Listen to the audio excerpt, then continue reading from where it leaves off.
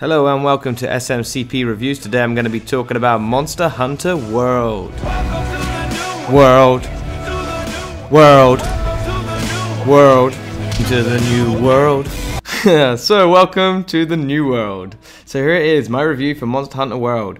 Yeah, I have to say, before getting into the review, it's only fair to mention I'm a huge fan of the series and have been playing since the original on PS2.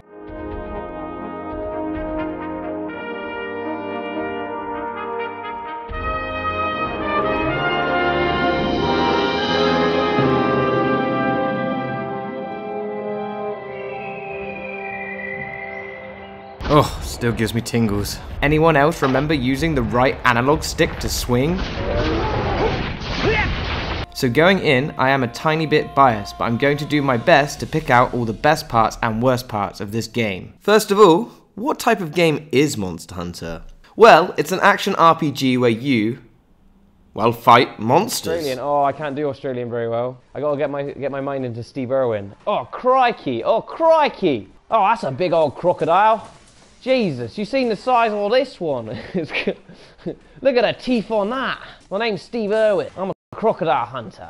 Sadly, I got killed by a frickin' stingray. Yeah, my Australian's pretty bad. With really the closest comparison I can give, at least combat-wise, being Dark Souls. Of course here, the aesthetic is less gothic horror nightmare with a lighter environment and NPCs that do more than just laugh at you.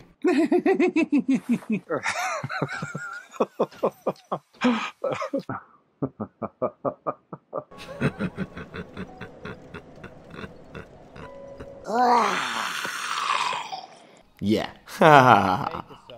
Yet the core combat mechanics of waiting and baiting is definitely there. You can't be distracted for even a second.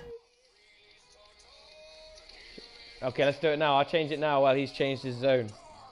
My only weakness. Oh shit, he came back. He came back? Oh, come on, dude. You ran away. Oh no. Oh shit. Okay, so let's start with the things the game gets right. The combat here is perfect and is definitely the most finely tuned and tweaked version in the series.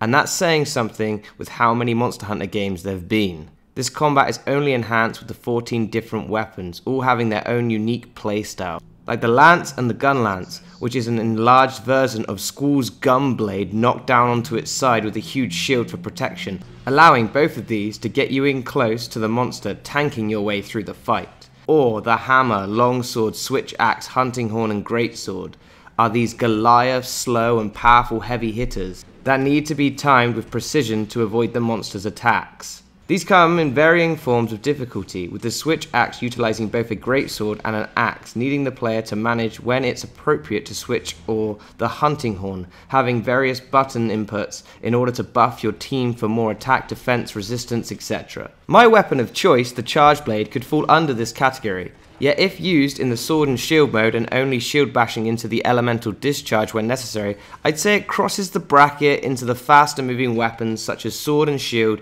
dual blades and the insect glaive. Now these weapons utilize quick dodging and fast attacks to unleash their damage in lots of small chunks. This is increasingly apparent when looking at the insect glaive, which can be self-propelled into the skies to fly around the target monster's face with fast dashing and faster hitting attacks.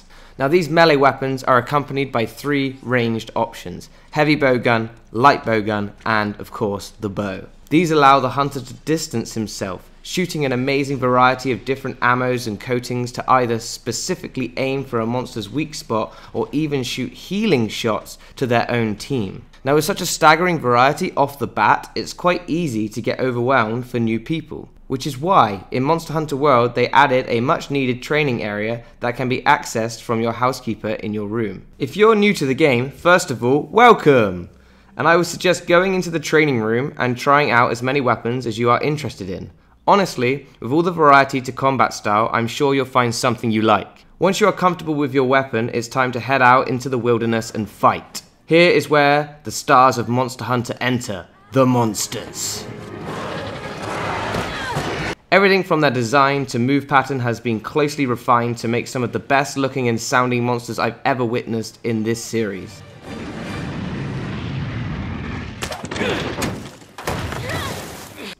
Now here in the combat lies the beauty of the game, and the reason I feel so many people love the series so much. It's this learning process, which will have you dying again and again and again. First-time players feel like they're learning how to swim by getting thrown into a shark tank with a life vest made of ham. Until you finally see the way in which the monster behaves. There are subtle animations before each monster's attack, signaling to the player to come in and attack, shield, dodge roll, or use one of the unbelievably varied items in the game. Tell them what your good friend told us, 'cause they taught you. Did you know that cashews come from a fruit? Cashews come from a fruit. Louder! If you didn't know cashews come from a fruit, you do now. You think this is going to be a virus song? This song is terrible. This leads to this incredibly intense fight where you may lose but feel you've learnt something. And now want nothing more than to go back and try that shit again. Also, after your victory, you can make weapons and armor from the skin, bones and claws of your enemy. So in the end, you can go back and get your own revenge using the monster's face as a weapon. Yeah, fuck you, Nergigante. Not so tough now I have your black spikes as a weapon, are you, dude? Now this depth is only enhanced by what the series is known for. It's multiplayer. Multiplayer here is fantastic as ever, with you being able to take 3 of your friends into a fight utilizing different party buffs or tactics involving one trapping and the others bombing. These player interactions never feel forced and are why, even after you've completed the main storyline, the multiplayer mayhem that ensues will have you coming back for more. Oh, see you later, brah. Now, this game is comprised of 5 different, equally astonishing and beautiful areas. You have the towering ancient forest, a vast and entangled web of trees, marshlands and branching cave systems in which you can easily get lost. The unrelenting wild spire waste, a desert land where the monsters and creatures have adapted to the harsh environment, by growing giant horns, I guess?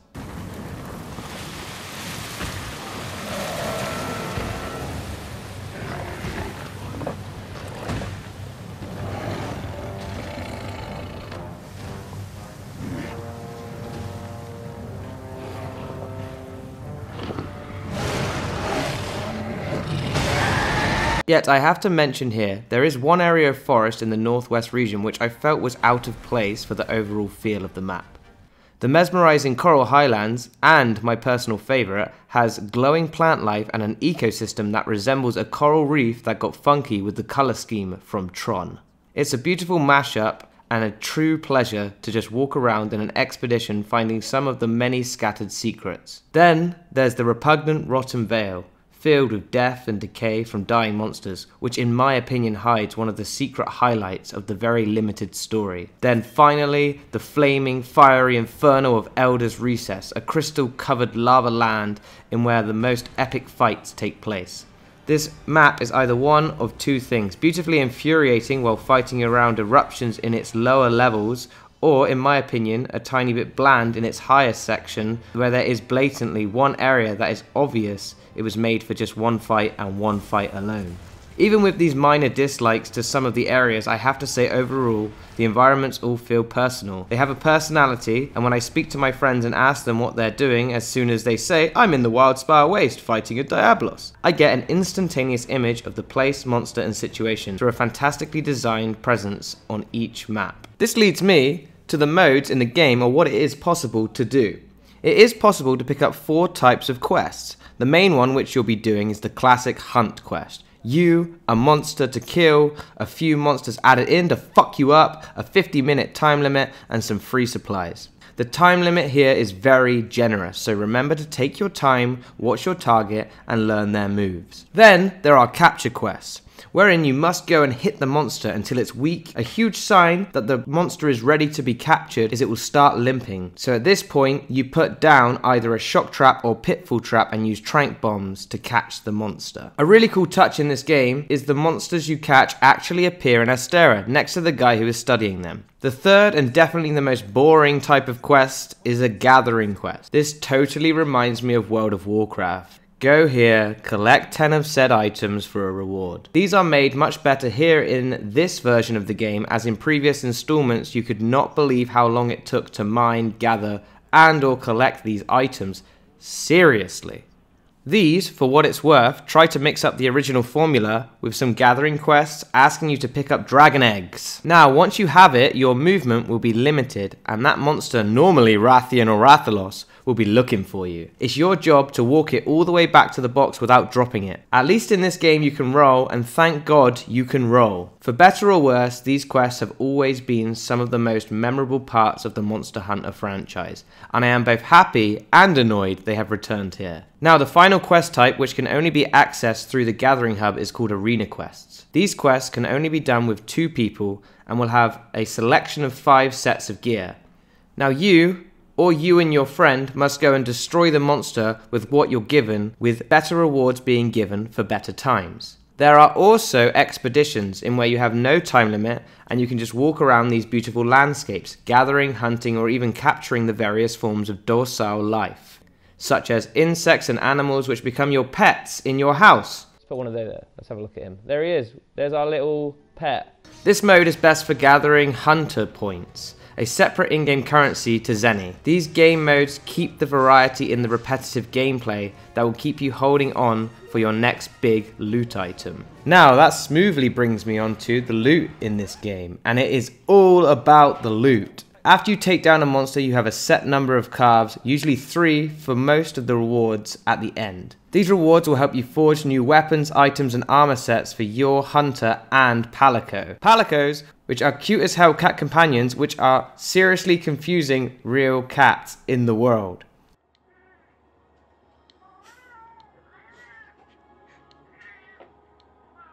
So once you've gathered, carved, or caught your way to the required item limit, it's time to make a trip to the blacksmith to forge the weapon or armor of your choice. Now this is made doubly cool with just the staggering amount of variation in the way each armor set looks, representing the monster slain in various different ways and the skills obtained via wearing them. You'll find yourself mixing and matching different sets to Monster Hunter style souls yourself, or perhaps just go for the best stats, leaving yourself looking like a misconfigured mess. Either way, the variety and look of the gear and weapons really helps push you to farm for the loot necessary to craft them. And here the game was improved again with a wish list system. It was implemented so if you did want to craft one of the items, you could gather the materials and see how close you were without having to go all the way back to the blacksmith. Now I have to mention there are no loot boxes here, no chests to unlock with pay for currency or cosmetics that can only be obtained with your hard-earned cash. It is a solid release for the series that doesn't treat its players like cash cows. Now this brings me on to why I play and what type of gamer will enjoy this game. This game is fundamentally a beautifully constructed combat system with repetition and grinding being your main focus. If you like loot systems from games like Diablos and combat systems from the Souls series, you'll find yourself falling in love with this game. If you're looking for an open world experience, as the title would make you believe, with a fantastic story such as Horizon Zero Dawn, my favourite game from 2017 by the way, this is not it. The story, as with all Monster Hunters, is a string of people yelling about a monster appearing somewhere that could kill everyone unless you kill them first. So you do, and lo and behold, a bigger monster is now on the approach. Repetition, repetition. Now, that's not to say I didn't enjoy what story was there. I actually found when it shined best, it told it through the environment itself. Now, for the sake of not giving spoilers, if there really can be in a game like this, I will leave it at that. If you love the combat system, loot, and crafting to continually see your character grow, fighting bigger monsters and discovering new lands, the story will just give you that little incentive to play through to the end. Okay, now the content, and wow, the content. There is a breathtaking amount here to do. The storyline itself will last you from about 40 to 50 hours depending on how much you grind gear and how far your skill can take you. But then the bonus content with bounties, investigation, monster discovery, which is unlocked from tracking your target, revealing an amazing amount of information in the monster guide. Where to hit him, what can sever, what can break. It's amazing. Like, the amount of knowledge that's here is fantastic. You even get little useful information to help you fight the monster, so if you're having trouble, always come to your monster log. Your farm to harvest materials while you're out on a quest, a captain who leaves for foreign lands and brings back special items that can only be purchased through an in-game currency called hunter points, a crazy old lady who is always stirring the liquid in a giant pot. Don't your arms ever get tired, woman? Who can trade in old, not necessary items or craft decorations which can be used to buff late game gear. There is your home, as with the rest of Astera, improves as you progress, starting you off in this shared, hostile environment, allowing you only to bring out one of your little critters as a pet. The second step is a private room with an aquarium, and then finally a suite that I was so happy to spend time in I nearly always ended up logging my character out in the room after a gameplay session, for no other reason than I love to be in the space with my pets all around me. Now, there is a finesse and detail that have gone into every aspect of the game, like when I sit on the bed with a pet out, I will feed them. Each one has their own unique animation, such as the dung beetle rolling it up into a ball. Oh, wow! And it's things like this, these little bits of detail that I didn't even know about that make this game so amazing. Check that out. I sat down on the bed and there was an animation to feed my little pet. How cute is that? These small touches go even deeper with Puggy, your pet pig, actually hating you to start with, but if you pet him with a well-timed circle press after every quest, he will soon learn to love you. Once he loves you enough, you can carry him round Astera, finding secret items and costumes. So here we see a great amount of thought gone into the experimentation with aspects of the game which would usually be seen as useless. Now for the worst parts of the game, and I do have to mention, with my 60 plus hours worth of gameplay since release, yep, no reviewer's code for this guy, the music. Not the sound is fantastic, but the music. Now the monster's footsteps and roars sound exactly how you'd imagine, if not far better, from the train noise a Baroth makes just before charging, to the ear-shattering screech of a Legiana. They are both beautifully implemented and sounding, which makes a huge contrast when looking at the repetitive music choices. There is, if I'm not mistaken, 1 or 2 battle songs that I really started to notice on my 6th or 7th attempt at Nergiganti that just started to annoy me. Not enough so to stop playing, of course. As the next furious attack came in from my adversary, I was pulled back into the action. But it was enough to notice its repetitive nature. The same with Astera, with its looped track that I actually ended up humming. It got so stuck into my brain. Yet these music issues are a tiny error that could be fixed with an easy update to the music list in the future. Fingers crossed they bring back the original theme song for the Elder Dragons. Now, one more bad point is the loading screens. Some of the loading screens are quite long. It feels a little bit like Destiny 1 with those original loading screens taking forever, or maybe the Bloodborne game. Hopefully, like the Bloodborne game, they can patch this and make those loading screens just a bit shorter. It reminds me of Bloodborne.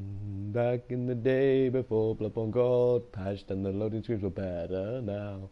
Even though you have information about the game, I know this information, I've read it so many times. Just like Bloodborne, I did the same thing. I read all the information, now I'm just here, looking at my screen a little bit bored. Want to play the game, but now I'm stuck. Yeah. Now, with those minor issues aside, this game is, if you're into wait and bait combat, a masterpiece. The fluidity of each weapon lends itself to the nature of the game. From tracking your prey to trapping him and using a piece of the environment to hit him, it all just works. Flashing, stunning, poisoning and more just simply works, giving you and your team an edge over the oncoming monster and giving Monster Hunter a huge edge over any oncoming competition. There are many games that try to replicate the beauty and finesse brought by this Goliath, yet all fall into the shadow of the well-realized combat, environments, quest types, looting and crafting systems, and just incredible, and I mean huge amount of content with free planned future DLC bringing new monsters to this already incredibly deep game. So, thank you very much for watching. Don't forget to hit that subscribe button if you like what you saw. Also, give it a thumbs up and give me a comment down below. What do you think of Monster Hunter World? Are you enjoying it? How far through the game are you? I realized I used a lot of other people's content here. I will be putting links to each of their videos in the information box down the bottom. If you want to check out any of their videos, just quickly go down there and you'll be able to see their YouTube channel and where I got the video directly from. This final clip I'm about to show also has a spoiler warning on it. It will show the final boss in the game, so if you don't want to see that, please stop the video now. Alright, Xeno, Jiva, This is us. This is just me and you, baby. Me, you, and Oliver, my cat. Oliver, where you at, bro? Come on, bro. You ready? You psyched for this shit? All right, let's give a little pep talk. Now, bro, I know he's bigger than you. I know he's a lot bigger than you. Probably like, oh, shit, he's already seen us. This is why you don't speak to your cat at the beginning of quests.